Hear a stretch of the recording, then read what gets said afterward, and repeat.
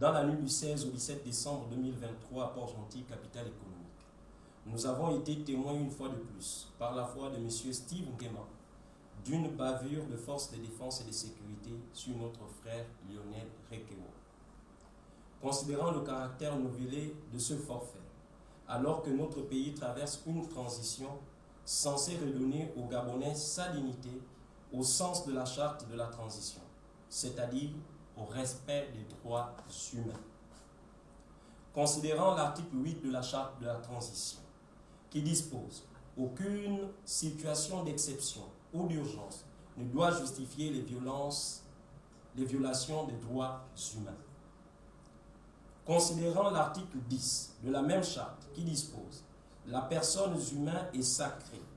Toute personne a droit au respect de son intégrité physique et morale. » Considérant l'article 11 de cette même charte qui précise « Nul ne peut faire l'objet de torture ou de traitements cruels, dégradants ou inhumains. » Considérant le communiqué 0012 du lundi 11 septembre 2023, au cours duquel le Comité pour la transition et la restauration des institutions CTRI annonçait le réaménagement des horaires du couvre-feu, en déclarant « Les piétons interpellés seront gardés sur place jusqu'à 6 heures, l'heure de fin du couvre-feu. » Considérant que le Gabon a ratifié et signé la Convention contre la torture et autres peines ou traitements inhumains et dégradants.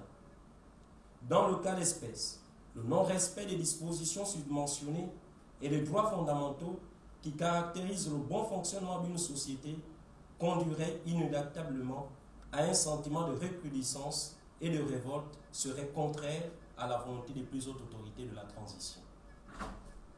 Le Conseil national de la jeunesse du Gabon appelle les autorités compétences et judiciaires, et surtout aux plus hautes autorités de la République, à prendre des sanctions sévères contre les auteurs de cet homicide, autant plus qu'ils souillent l'image des forces de sécurité et de défense de notre pays.